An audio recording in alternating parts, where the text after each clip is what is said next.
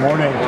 I have been looking forward to this for a long, long time. Pastor Herb told you a little bit about me, but he did mention that today is actually kind of a dream come true for me. I had the chance to work with Jay Leno a while back, and on that night, he pulled me aside and said, "Now look, Craig, if you keep your act clean, if you practice as often as you can, if you never give up, someday you might be able to do a show at Clay Church in South Bend, Indiana." So somebody pitch me on the ride. It is my job today to help wrap this storyline series up with a big smile, and I want to do that by walking you through my own subplot. I have known that I wanted to be a stand-up comedian ever since I was in middle school. Comedy, however, is not the first thing I tried. I wanted more than anything else when I was a student to be an athlete, a jock, a stud. There was one minor problem, however. I stink at sports.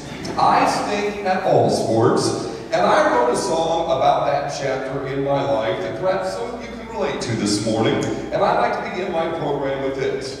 This is how my comedy career sadly began.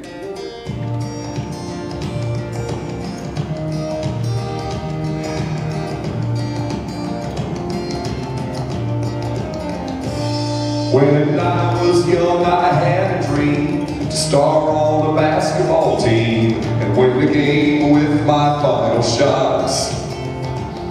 But I couldn't dunk and I couldn't pass. I couldn't dribble very fast, no matter what kind of shoes I bought. Well, as life went on and years went by, I had to watch my daddy cry every time he saw me play baseball. From center field to second base, I truly was a disgrace. Looking back, I couldn't play at all. I guess I was really rotten, the last one picked if not forgotten. My years in sports were long and very sad. I didn't have speed or balance, playing sports was not my talent. I tried hard and yet I was just downright bad. Now I played football for 2 whole days till I got tackled 50 ways, but had to go inside so I could hurl. Then my coach told me choir had 2 things that would make me glad: air conditioning and pretty girls. I guess I was really rotten, the last one picked if not forgotten. My years in sports were long and very sad. I couldn't play golf or tennis, in ballet I was just a menace. I joined choir and looking back I'm really glad, 'cause I was really rotten.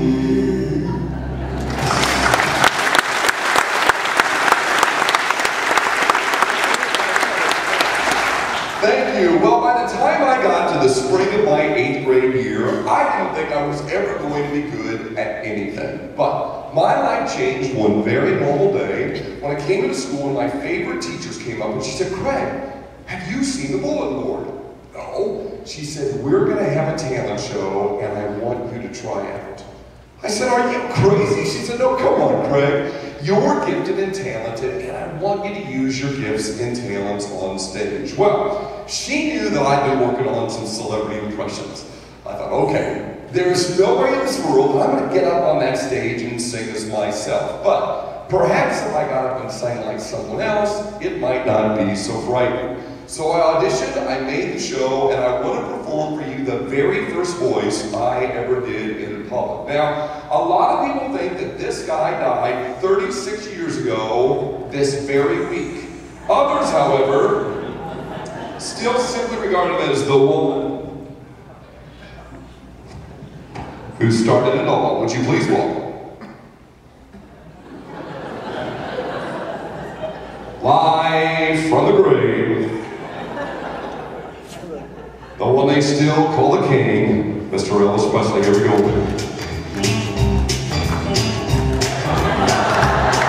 You know I have been sitting on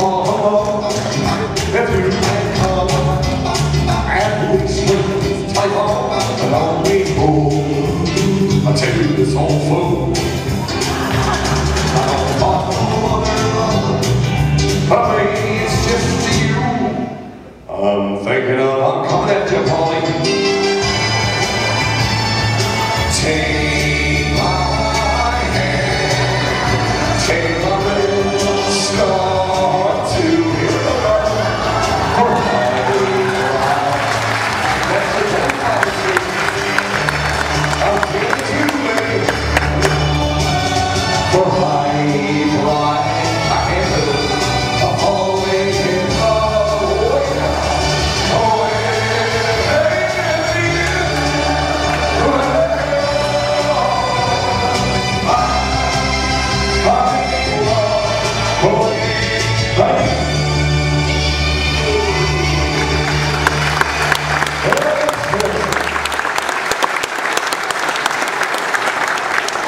oh thank you. Please give Polly a round of applause for that slam.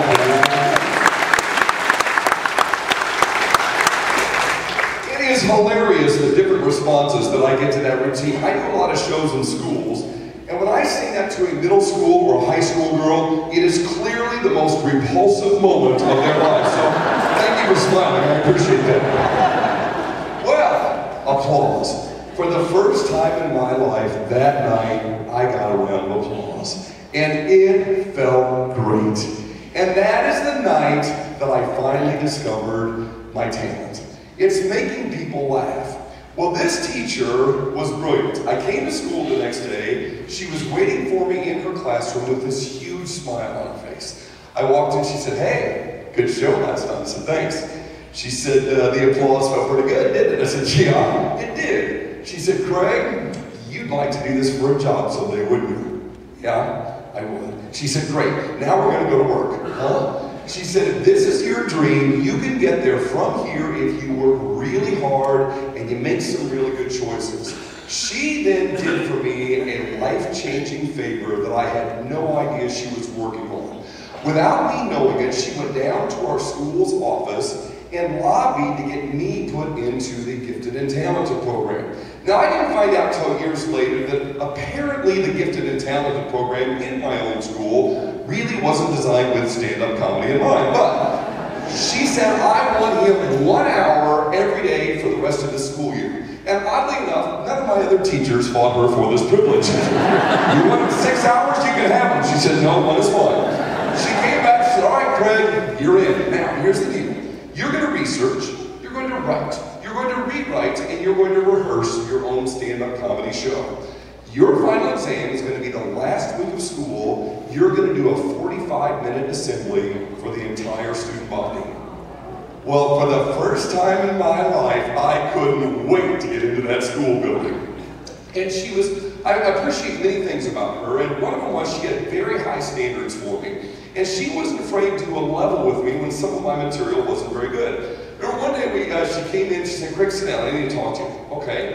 She said, "Craig, I don't know how to tell you this, but Elvis has been dead for a long time now. If you really want to make it, you got to come up with some new impressions."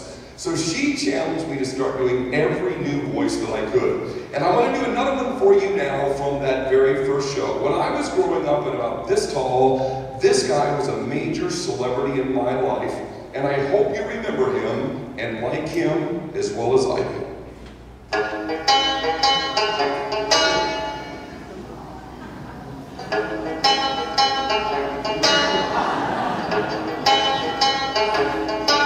Why are there so many songs about rainbows and what's on the other side? Rainbows are visions, but only illusions, and rainbows have nothing to hide. So we've been told, and some choose to believe it.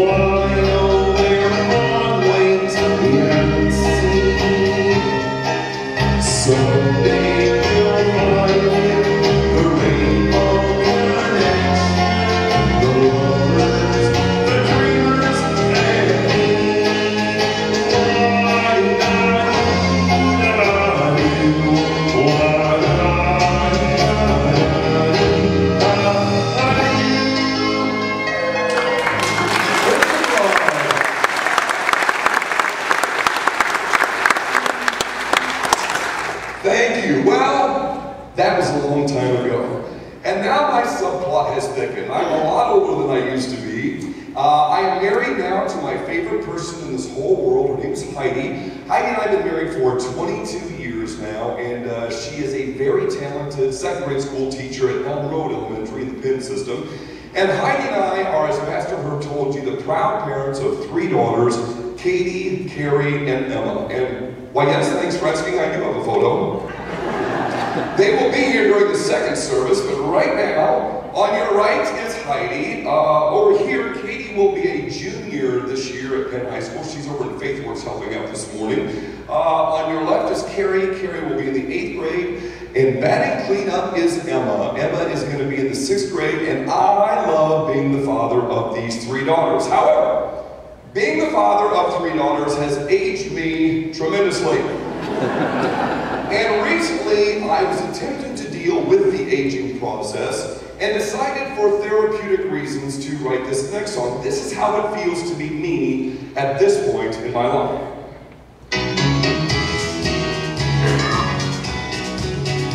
I turned 46 last autumn.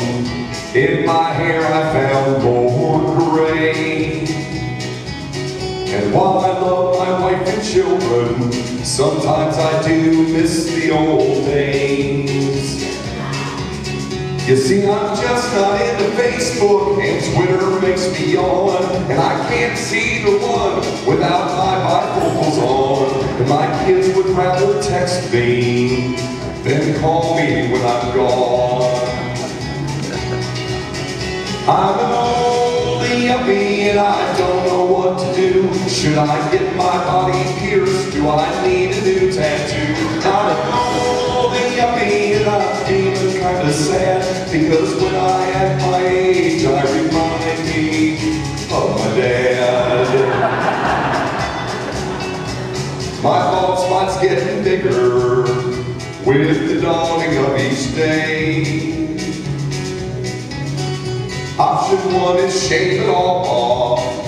Option 2's a new toupee. Last year went half crazy and bought a caravan. When I need to make screen TV just to prove I'm still a man. Although I watch his reruns, I'm hooked on TV Land. I'm an old yuppie and I don't know what to do. When I Google anti-aging, red hot grandmas popped up too. I'm an old yuppie, this new life is just a bust. I ain't trying to change nobody, I'm just trying to www.adjust.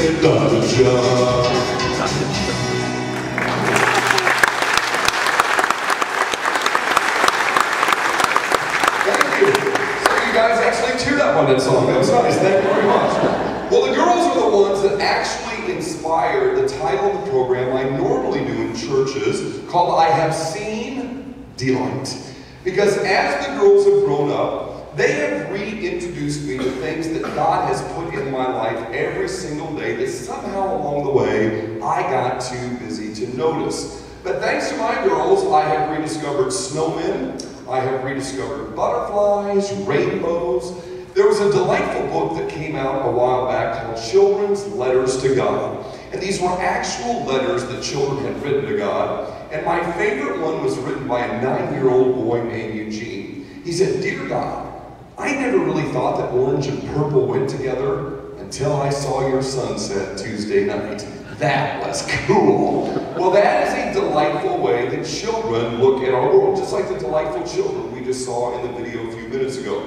What I decided is seeing delight is a choice. It's all about your perspective. It's what you choose to focus on each day.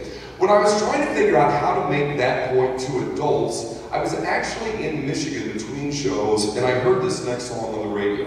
This song was a brief hit a few years ago for Kenny Rogers, and this song is all about a little boy and a baseball. And this kid has got one delightful attitude, and I want to share with you folks here this morning.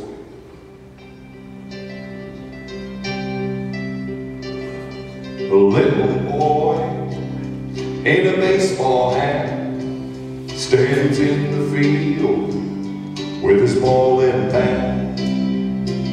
Says, "I am the greatest player of the ball puts his bat on his shoulder and he tosses up his ball. And the ball goes up and the ball comes down and he swings his bat all the way around. The world's so still you can hear the sound and the baseball falls to the ground. Now the little boy doesn't say a word, picks up his ball, he is undeterred. Says, I am the greatest there has ever been. And he grits his teeth and he tries it again. And the ball goes up and the ball comes down and he swings his bat all the way around. The world's so still you can hear the sound and the baseball falls to the ground. Now he makes no excuses, he shows no fear. He just closes his eyes and listens to the cheers. Little boy, he adjusts his hats, picks up his ball, stares at his bat. Says, I am the greatest, the game is on the line, and he gives us all one last time. And the ball goes up like a moon so bright, he swings his bat with all his might. The world's as still can be, and a baseball falls. And that's strike three. Well, now it's summertime, and his mama calls. The little boy starts home with his bat and ball. Says, I am the greatest, that is a fact. But even I didn't know I could pitch like that. Says, that is understood. But even I didn't know I could pitch that good.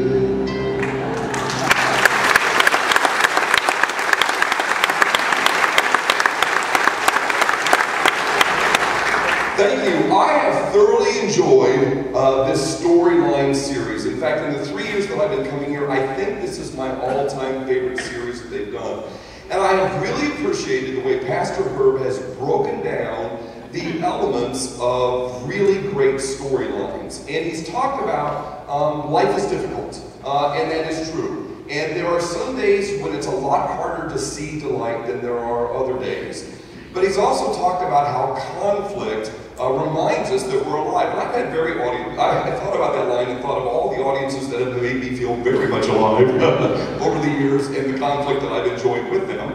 But they've also talked about the incredibly important life skill of just perseverance. Hanging in there. If you wake up tomorrow morning and you look in the mirror and someone's looking back at you, that means God's not done with you yet. And He still wants you out there working as a part of His overall storyline. Pastor Kim last week used the word resilience. It's the ones that can get up and just stay focused and keep going. Those are the ones that usually end up having the really compelling subplots. And perseverance is in fact a life skill. And I have a song in my repertoire that is all about resilience. It is not as old as Moses, but it does go back to 1890. And this song has been changed and updated all throughout the many decades since then. And a couple years ago, we tried to take a shot at this one in the studio as well. This song is all about a cat. And that cat knows a whole lot about conflict and resilience.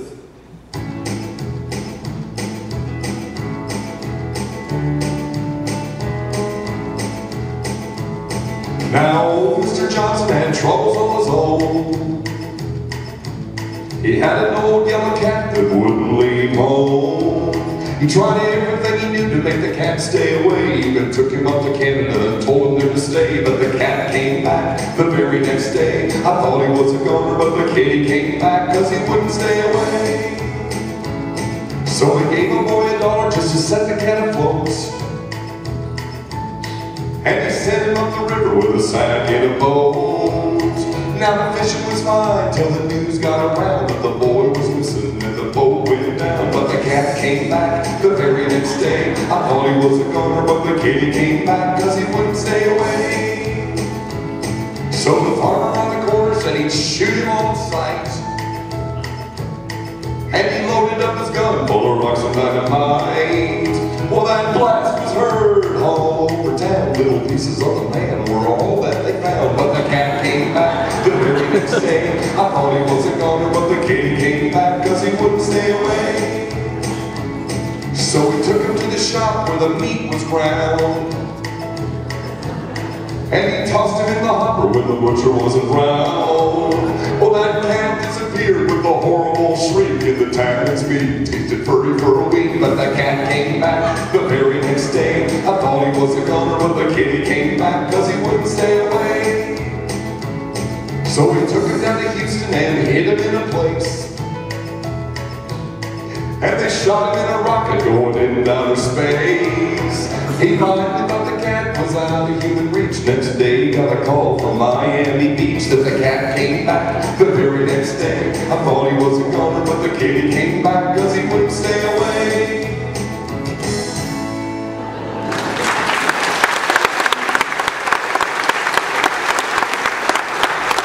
Thank you. I want to tell you why I'm here this morning. In the 1990s, my career pathway took me to comedy clubs around the country. And I was doing okay, but I seemed to be having the same frustrating conversation every night when I walked off stage with either the club manager or the club owner. The last time this conversation took place was Cape Cod, Massachusetts. Did my show, walked off stage, and the manager made a beeline for me. She said, "Craig, we need to talk right now." "What? What is the problem?" She said, "You have got to dirty up your act." I said, "But I don't understand, they're laughing." She said, "You need to learn something. This is a comedy club. We do not make our money off the sound of laughter. We make our money off the sale of alcohol. We want these people drinking a lot. Drunk crowds do not want clean material. You need either dirty up your act or get out." I was furious. I went back to the hotel room. Heidi was with me on this trip. This was long before the girls came into our lives. I said, "Heidi, I don't want to do this anymore." She said, "But you've wanted to be a comedian since you were in middle school." I said, "No, I don't want to base the fact that the only way I can be successful is to come up with a bunch of rotten material for a room full of people whose behavior I don't respect in the first place." She said, "Okay, you got some thinking to do." Well, we came home and I narrowed my options down to 3. You always have options, Mike.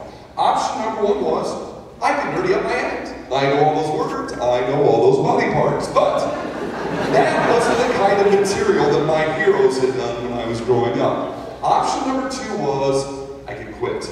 And I came that close to doing it. And then Heidi said, "Wait a minute, Craig, maybe there's another direction you can take than what everyone else says you have to do." And about that time, 2 friends of mine gave me a gift that changed everything. And I brought the gift with me here today. It is a picture called Jesus Laughing. I had never seen this picture before, and I was totally enthralled by it. You know, when I grew up, I learned about how he came into the world. I knew about the parables, I knew about the miracles, I knew about the horrible way they treated him at the end, I knew about the resurrection, but nobody ever told me he had days like this. And I hung the picture up in my office, and I just kept staring at it. And finally, about 3 weeks later, it clicked. If I am who I say I am, a Christian and a comedian, then my job needs to be to put together a show that if he were in the audience, this is the response that I would get. And last week, Pastor Kim nailed it. I was sitting over there with a smile, and no one had ever said this as succinctly as she did. She said, it helps your subplot if you can come up with a specific visual image that becomes a powerful motivator. I have my specific visual image, and it is my powerful motivator. And I wrote a song a while back that kind of documents where I am in my own personal faith journey. The words are lined, the music is not. I don't know, Vicki, if the original version is in the hymnal. It was first done by the Monkees, but I threw out their words, plugged in my own, and this is where I am in my own personal journey. I thought God would only speak through ministers, or maybe a nun or a priest, perhaps a monk, but not a stand-up comic, one with too much sin. I said, "You don't want me," and he just started to grin. Then I saw delight. Now I'm a believer. Not a trace of doubt in my mind. When I found God, he was patiently waiting while I was debating, and I made him smile. I thought fame is what I should be shooting for, laughing my way to the top and to the bank. But the Lord was out to get me, and that's the way it seems. He woke me up and showed me sweeter dreams. Then I saw delight. Now I'm a believer, not a trace of doubt in my mind. I told God, I wanted your laughter in life ever after, and it made him smile. Yeah, I made him smile. You know, I made him smile, 'cause I'm a believer.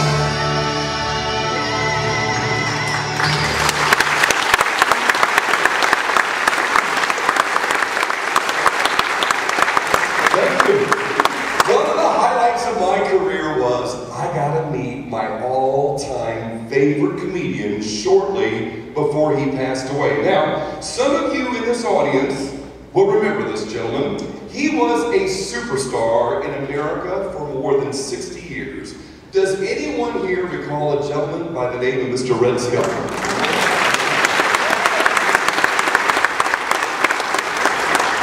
When I met Red Skelton, he didn't look like this. When I met him, he was almost 80 years old. And it was at Purdue University, and I got to visit with him one very special afternoon. Later that night, I saw him do a show for 6,000 college students at the LA Hall of Music. He did a 2.5-hour concert, and they gave him a standing ovation in the middle of his show. You got to be good to get a standing ovation in the middle of your show. And he shared with the students that night a thought that I end all of my student assemblies with all these years later. Red Skelton used to say, "Your talent is God's gift to you. What you do with your talent is your gift back to God." One of my goals this morning was to hopefully have you folks leave here with a big smile on your face. So I would like to finish up with one more song, which I included in all of my church programs. I didn't write this song, but I love this song. This song was first recorded in the early 1980s by a marvelous theologian named Ray Stevens. And as I understand it, this song was inspired by perhaps the most religious squirrel who ever lived.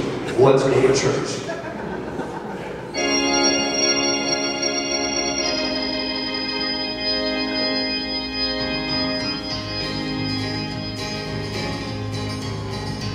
Well, when I was a kid, I'd take a trip every summer down to Mississippi to visit my granny in her antebellum world. We were barefooted all day long, climbing trees, free as a song. One day I happened to get myself a squirrel. Well, stuffed him down in an old shoebox and punched a couple of holes in the top. When Sunday came, I stuck him into church. Well, I was sitting way back in the very last pew, showing him to my good buddy Hugh, and that squirrel got loose and went totally berserk. Well, what happened next is hard to tell. Some thought it was heaven, others thought it was not. But the fact that something was among us was plain to see. As the choir sang, I surrender all. That squirrel ran up on me, his coveralls, learned, leaped to his feet, said, "Something's got a hold on me!" Ow! The day the squirrel in desert, and the first sunlight church, in that sleepy little town of Pascagoula. It was a fight for survival that broke out in the Bible. They were jumping pews and shouting, "Hallelujah, hallelujah." Well, hard hit the aisles, dancing in the street, and some thought he had religion, others thought he had a demon. Hard thought he had a weenie to loosen his fruit of the loom. As he fell to his knees to please beg, that squirrel ran out of his britches leg and observed to the other side of the room. All the way down to the amen pew, where there sat Sister Bertha better than you, who watching all the commotion was sadistically. But you should have seen the look in her eye when that squirrel jumped to guard her and crossed her thighs. She jumped to her feet and said, "Lord, have mercy on me!" As the squirrel made laps inside her breast, she began to cry and then to confess to sins that would make a sailor blush with shame. She told the gossip in church decision, but the thing that got the most attention was when she talked about her love life. And she started naming names of the squirrel in desert. And for Subplot church, and that's sleeping in the whole town of Pascagoula. It was a fight for survival that broke out in revival. They were jumping pews and shouting, "Hallelujah, hallelujah." Well, 7 deacons and a pastor got saved, and $25,000 got raised. 50 volunteered for missions in the Congo on the spot. And even without an invitation, there were at least 500 rededications, and we all got baptized, whether we did it or not. Now, you've heard the Bible story, I guess, how he parted the water for Moses and Mass. Whoa, the miracles that God has wrought in the world. But what I'll remember till my dying days, I put that church back on the narrow way with a half-crazed Mississippi squirrel. The day the squirrel in the desert, and the first sunrise church in the sleepy little town of Pascagoula. It was a fight for survival that broke out in the Bible. They were jumping pews and shouting, "Hallelujah." Yeah, they were jumping pews and shouting, "Hallelujah."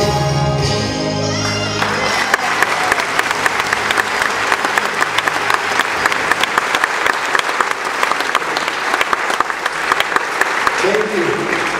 Heidi and the girls and I are thrilled to be a part of this congregation. We came here about 3 years ago, and every week, Pastor Herb gives me something to think about and feel. And his sermons go with me all week long. I don't know if you're that way, but there are points later on in the week when I'm feeling sorry for myself, and I remember life is difficult. Hang in there. Don't stop. Pastor Kim last week nailed it, and I'm so excited that she's back. She was on her way out when we came in 3 years ago, and Pastor Alex from Iowa's got to be a good guy. And Pastor Aaron makes me smile every time I'm with that young man. We're thrilled to be here. My Subplot has been blessed by many United Methodist ministers along the way. You all know Megan Michelle, Matt and Megan. Megan was in my Sunday school class when I taught over at First United Methodist Church. And her dad, Woody Smith, is a phenomenal United Methodist minister who's opened all kinds of doors for me. But the one who got it all started is a gentleman by the name of Alan Byrne. And some of you may have known Alan Byrne, who was with the North Indiana Conference for many, many years. Alan baptized me as an adult, married Heidi and I, and baptized Katie, our first daughter. And Alan finished every service I ever heard him do with the same prayer, and it's what I would like to finish mine with today as well. If we could bow our heads, please. Alan used to say, "Go live in the peace of God, my friends. Live deep in the peace of God. For whether in quiet or whether in strife, the peace of God is your very life. Live deep in the peace of God."